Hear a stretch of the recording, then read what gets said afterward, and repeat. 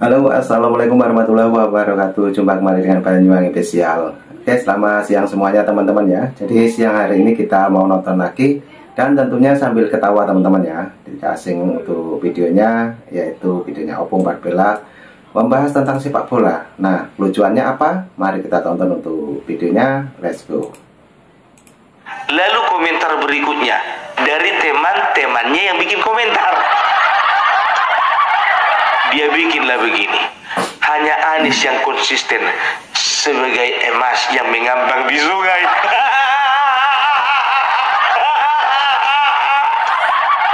Gak pernah ku tengok emas mengambang. Kalau emas di sungai itu tenggelam. Emas apa yang mengambang di sungai? Kalau warnanya menyerupai ke emas-emasan, iya, mengambang. Dan itu kurasa bukan emas, itu ke kuning-kuningan rada coklat. Memang kalau netizen ini kalau sudah komentar, jujur aja lo gue bilang, setan pun minder. Sedangkan sesama setan gak mau ngejek. Kan begitu. Makanya gue bilang, ya hati-hati dalam berkomentar. Konsisten sebagai emas yang mengambang di sungai. Komentar kalian dulu, ya kasih dulu ke aku pandangan, pencerahan. Apa yang dimaksud emas yang mengambang itu?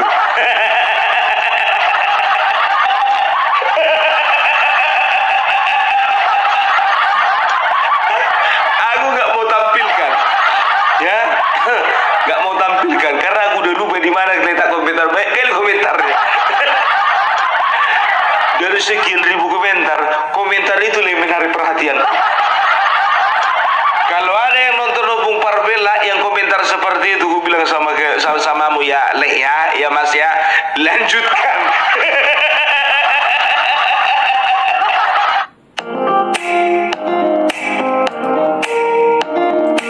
Nah, itu tadi ya sekelumit obrolan Opung Parbella, dan ini masih intro, dan lanjut untuk video detailnya kita simak bareng-bareng. Yang mau berkomentar silakan tulis di kolom komentar saya. Oke, lanjut. Banyak teman-teman netizen ya yang memancing-mancing Opung Parbella untuk bicara tentang sepak bola. Bung, komentari dulu persepak bolaan di Indonesia. Aku jujur aja aku bilang, ya kan, mau ketawa tapi takut dosa. Emang ada potongan komentator sepak bola? Kecuali kalau kalian tengok aku pakai baju jersey Barcelona, celananya celana Real Madrid, pakai topi Ferrari.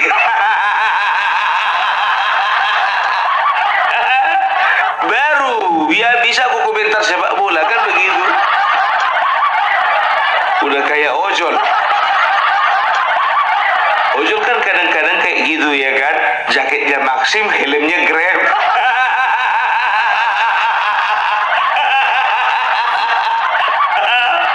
Setelah ditanya, bang abang sebetulnya Maxim atau Grab? Dua-duanya pakai dua aplikasi aku.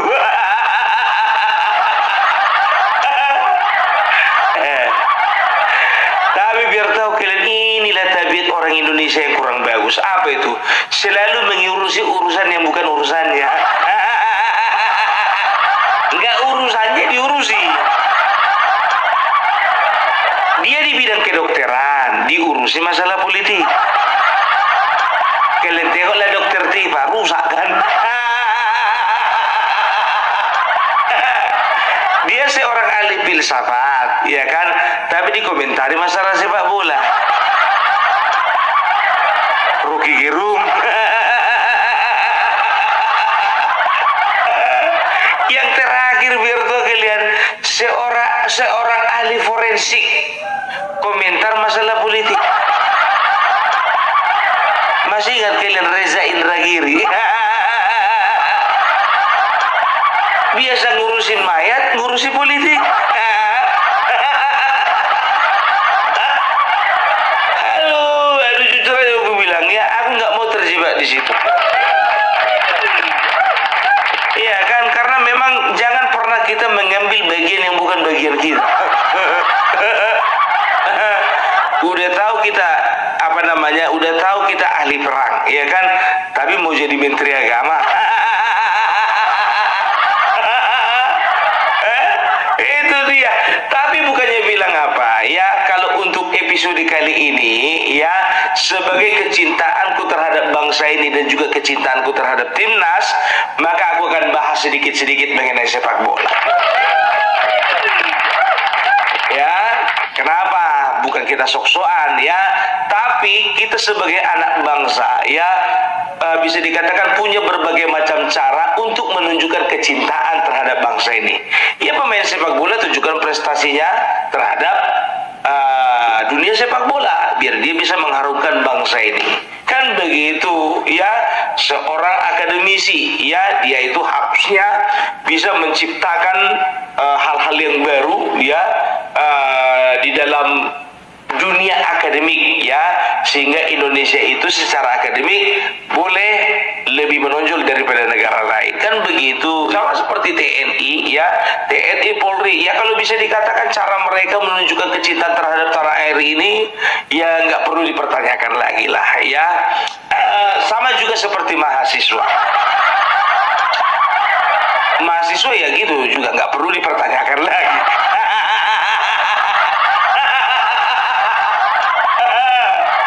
Cinta kan? Ya begitu juga, ya. Opung Parbelak juga ingin mengungkapkan kecintaannya terhadap dunia sepak bola, ya, ya, dengan cara komentar lah dulu sedikit, ya. Tapi kalian jangan berekspektasi besar. Aduh, tapi selamat untuk tim Garuda. Ya, jadi alhamdulillah puji Tuhan, ya, kemarin pertandingan melawan Bahrain, ya, aku nonton sebentar, ya, kalau nggak salah itu sampai menit ke berapa ya, menit ke babak pertama aja, babak pertama 5 menit sebelum berakhir babak pertama aku pulang. Tadinya aku nongkrong di kafe, tapi aku pulang, ya, karena udah ngantuk kali kurasa. Karena memang sebetulnya habitatku bukan di situ. Ya, cuman diajak kawan, ya kan, ayo nonton bola, katanya ayo, aku bilang begitu. Kukira tahan aku sampai babak kedua, rupanya babak pertama pun tumbang aku. Iya kan, tapi gimana pun juga, ya kan, aku tonton sambung di rumah, ya. Jadi aku tengoklah hasil akhirnya begitu di media sosial. Wah, Indonesia menang 1-0. Aku mikir kalau sempat bertahan aku nonton sampai babak kedua, kurasa Indonesia bisa menang 3-0. Siapa kali kau? Ya, jadi setelah Indonesia memenangkan pertandingan, memenangkan laga tadi malam, ya, melawan Bahrain, ya, Indonesia itu naik posisi, bukan posisi, ya, naik poinnya, ya, naik poinnya dari 6 ke 9. Jadi di klasemen C, ya, untuk kualifikasi Piala Dunia 2026 di Amerika, Kanada, dan di Meksiko kalau nggak salah, ya. Jadi Indonesia itu ada di grup C, ya. Jadi di grup C itu untuk peringkat pertama itu yang sudah lolos ke Piala Dunia itu Jepang, ya, dengan 20 poin. Nomor 2 itu Australia itu 13 poin, ya. Setelah itu Arab Saudi itu 10 poin, ya. Indonesia 9 poin.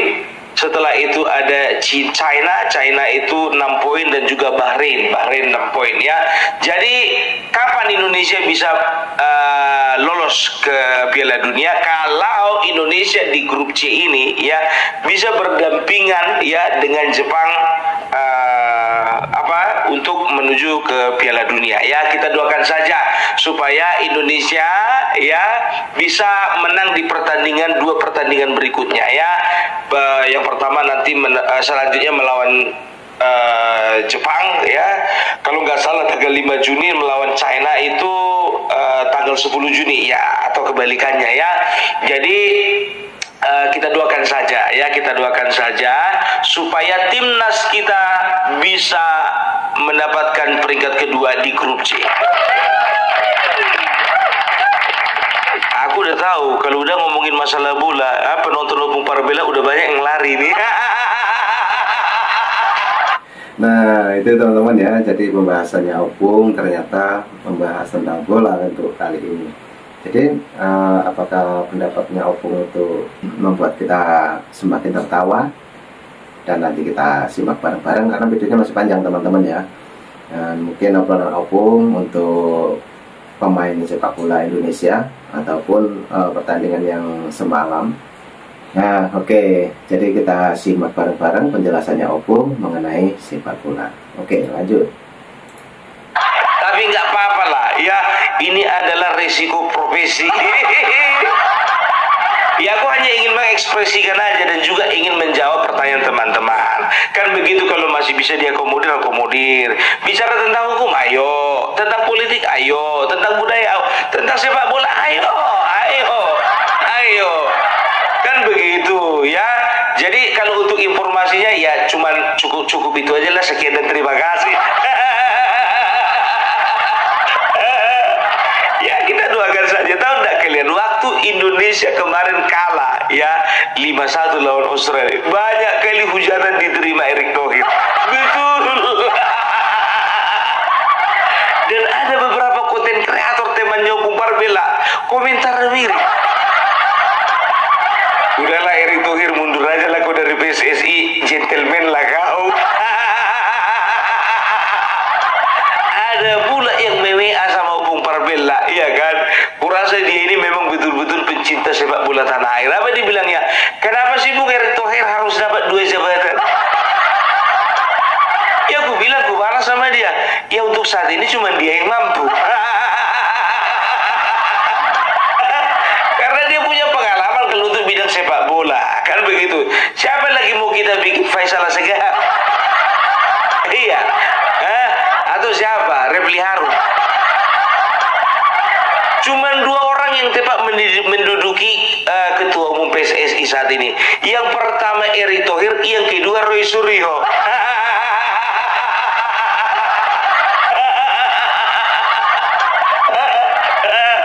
Cuman masalahnya Erick Thohir membawa kepada peningkatan, Roy Suryo membawa kepada kehancuran. Dia punya pengalaman, Wah.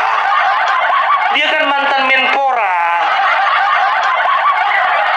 Ya, walaupun dia kemarin bergelut dengan dunia panci, tapi dia punya pengalaman di bidang olahraga. Pengalaman, Bung, tapi pengalaman buruk.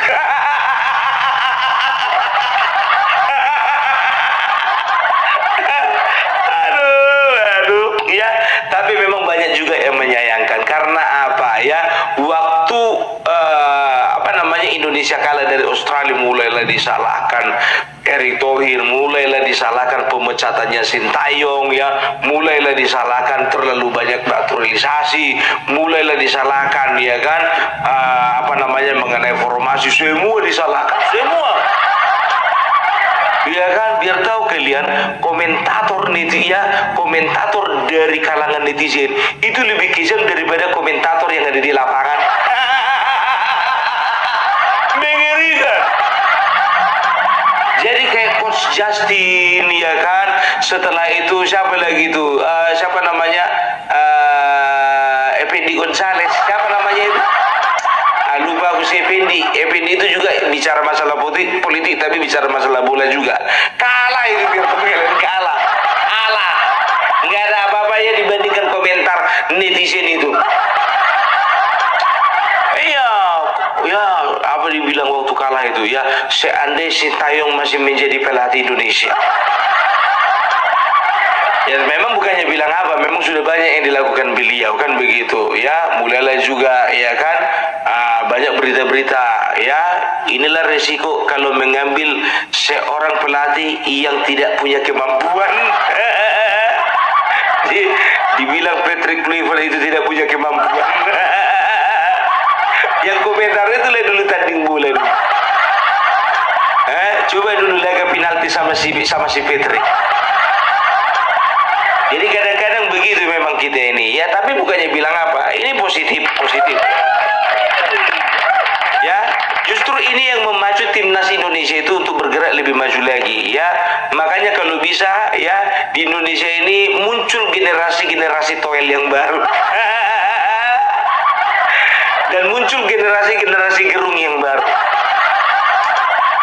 Ya, supaya apa? Supaya ini menimbulkan apa, memacu semangat daripada timnas, kan begitu. Kita harus buktikan namanya toel bahwasanya kita bisa maju memenangkan pertandingan ini, kan begitu.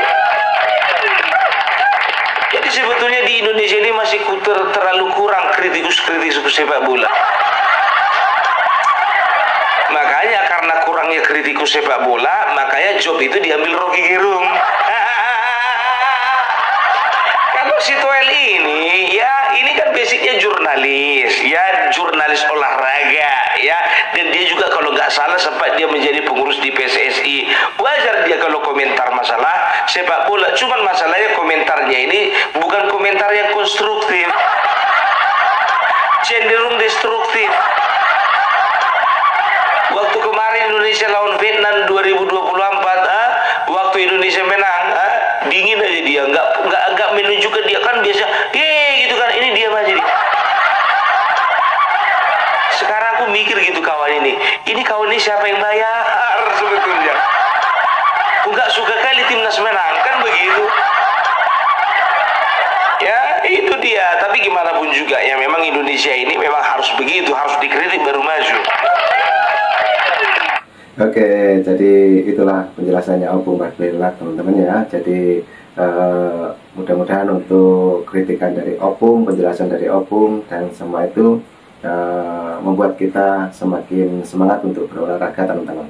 Apalagi yang ditonton kemarin, yaitu pertandingan antara Indonesia dengan Bahrain ya, yang dimana Opung sendiri juga menonton babak pertama. Nah itulah tadi penjelasannya Opung Barbella. Dan karena videonya masih panjang, mari kita tonton lagi. Lanjut Opung. Itu dia. Tapi jangan sampai main bakar-bakaran juga. Kayak yang dilakukan mahasiswa-mahasiswa itu. Ya, mahasiswa, kalian tengok dulu timnas ini. Ya, tunjukkan bagaimana caramu bisa mengharumkan nama bangsa. Kan begitu. Ini enggak mengharumkan nama keluargamu pun juga enggak mampu kau.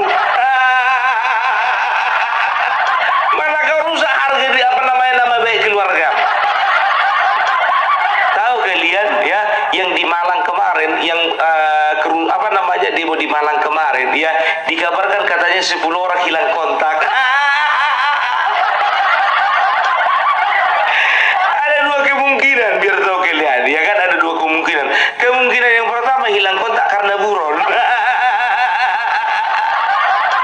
Kemungkinan mereka ini pelaku utama itu.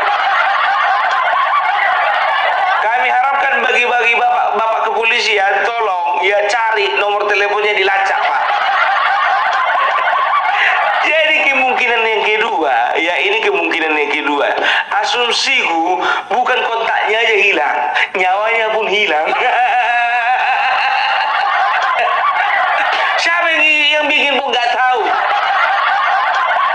Mana tahu aku? Ya kan cuma itu aja kemungkinan. Kalau udah kontak hilang berarti yang pertama buron. Yang kedua udah mati.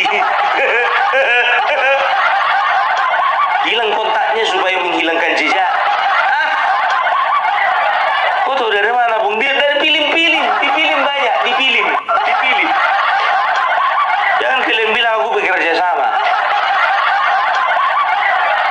Tahu enggak kalian ya, kalau bicara tentang sepak bola ya, ini tak ubahnya sebagai tak ubahnya permainan di dunia politik pun juga seperti sepak bola. Kadang harus mengoper, kadang harus menembak, kadang harus bertahan, kadang harus menyerang, ya kan begitu ya. Itu juga yang dilakukan banyak orang di dunia politik, ya kan begitu. Jadi itu menariknya sepak bola ya. Jadi kita harapkan untuk sepak bola ya, memang betul. Ku tengok dari persentase pemainnya itu kayaknya cuma 20% pemain asli.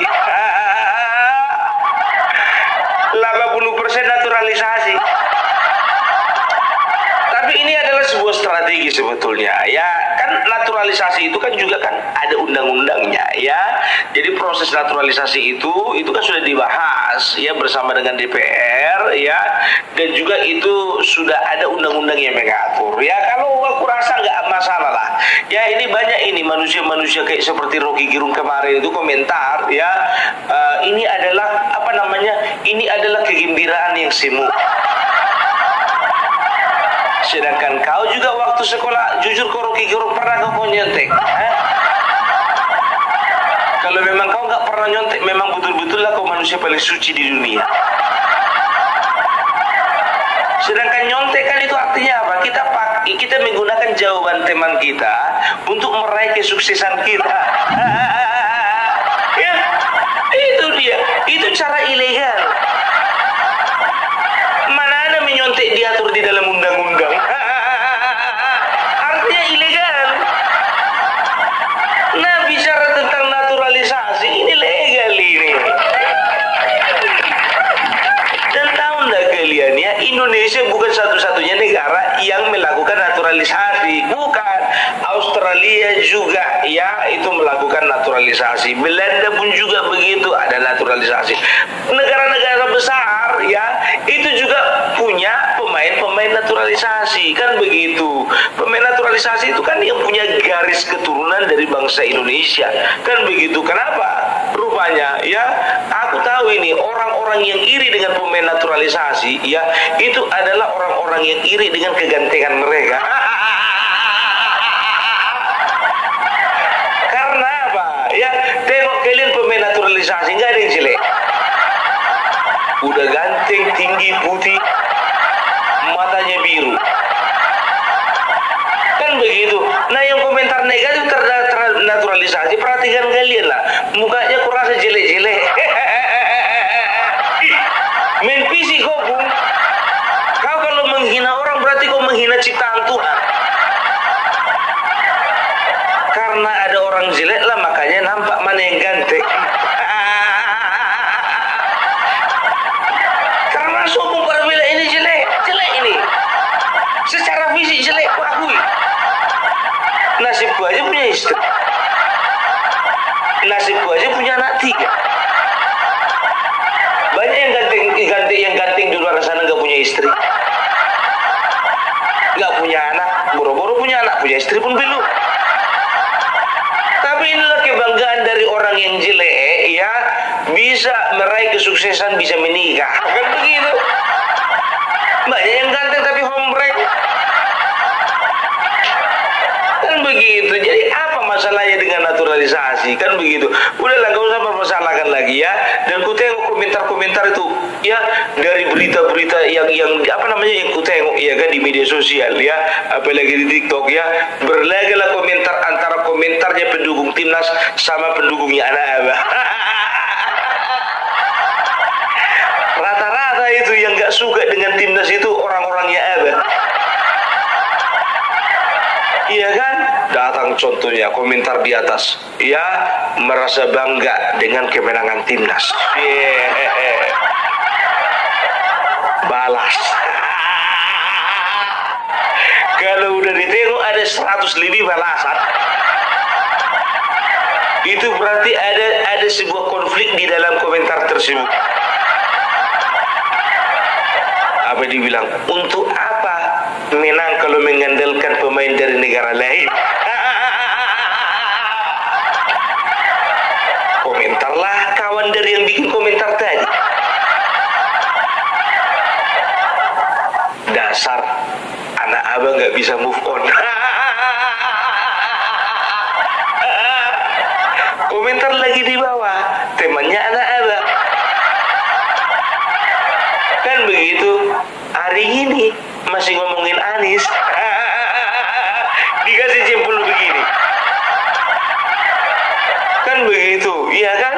Lalu komentar berikutnya dari teman-temannya yang bikin komentar, dia bikinlah begini. Hanya Anies yang konsisten sebagai emas yang mengambang di sungai.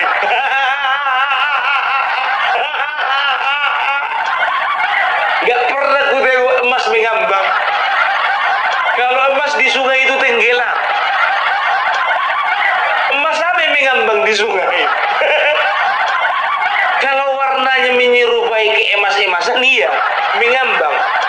Dan itu kurasa bukan emas itu, kekuning-kuningan rada coklat. Memang kalau netizen ini kalau sudah komentar, jujur aja lo ku bilang, setan pun minder. Sedangkan sesama setan nggak mau ngejek. Kan begitu. Makanya aku bilang, ya hati-hati dalam berkomentar. Konsisten sebagai emas yang mengambang di sungai. Komentar kalian dulu, ya kasih dulu ke aku pandangan, pencerahan. Apa yang dimaksud emas yang mengambang itu?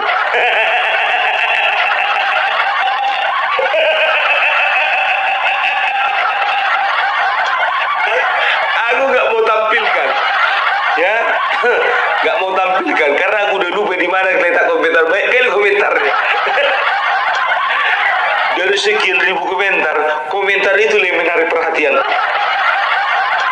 Kalau ada yang nonton Opung Parbella yang komentar seperti itu, gue bilang samamu ya, Le ya Mas ya, lanjutkan.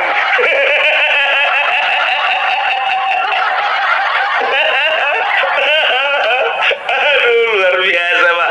Tepuk tangan dulu untuk teman-teman netizen. Kan begitu ya. Jadi itulah sedikit dulu pandanganku tentang sepak bola di Indonesia. Bukan cuma sedikit yang tadi itu kusampaikan, sangat sedikit. Tapi maaf ya, aku ini sekarang dalam rangka ya hanya sekedar ingin mengapresiasi apa yang sudah dilakukan anak-anak bangsa, dilakukan pemain-pemain terbaik kita dari tim Garuda. Ya, kita bisa lihat ya bagaimana Bapak Prabowo juga ya banyak itu video-videonya beredar ya. Bapak Prabowo menunjukkan bagaimana bergembiranya beliau karena kemenangan timnas melawan Bahrain, kan begitu ya. Dan juga terima kasih buat Bapak Joko Widodo yang sudah menyaksikan pertandingan Indonesia melawan Bahrain kemarin ya. Bapak Joko Widodo mewakili kami ya. Karena apa? Karena kami nggak ada ongkos untuk ke Jakarta, Pak.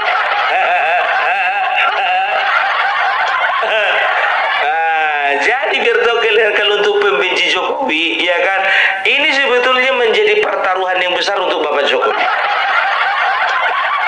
Untung aja Bahrain menang. Kalau sempat kalah, apalah dibilang orang itu, udah datang Mulyono makanya kalah.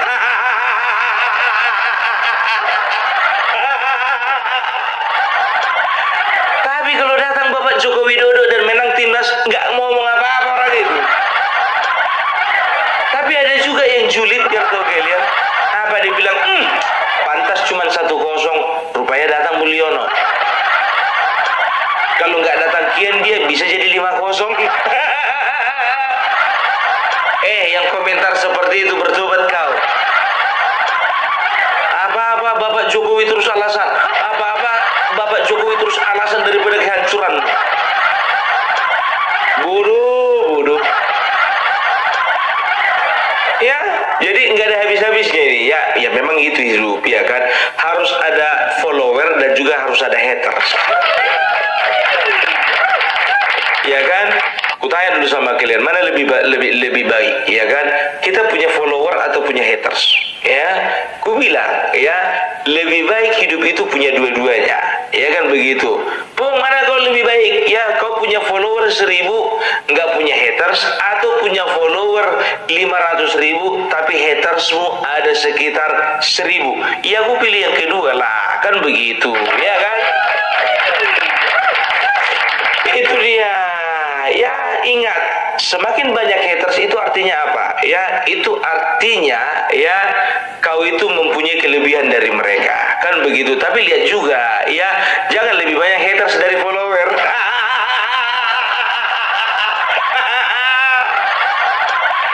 Nggak usah perlu disebutkan siapa-siapa orangnya. Ya kan, yang kemarin itulah udah tahu lah kalian, yang sosok mengaku ahli tata negara, ahli filsafat. Kan lebih banyak hatersnya daripada followernya. Yang ku bilang tadi followers itu 500.000, hatersnya 1.000. Jangan kebalik, followernya 1.000, hatersnya 500.000. Itu dia. Ya, itu artinya SDM rendah, IQ jongkok. Berani kali ku bilang IQ jongkok Rocky Gerung. Ya, kalau aku mau bilang kalau bagiku itu standarnya IQ-nya jongkok. Standarku. Kan begitu. Itu standarku. Karena bagiku, ya, seseorang yang tidak optimis terhadap kemajuan bangsanya, itu IQ-nya sudah jongkok. Bukan cuma jongkok, tiarap. Ih, nggak ada habis-habisnya kita, Bung. Ya udahlah kalau kayak gitu ya, aku sudahi dulu perjumpaan kita pagi hari ini. Oke, salam Parbilak, salam NKRI, NKRI harga mati.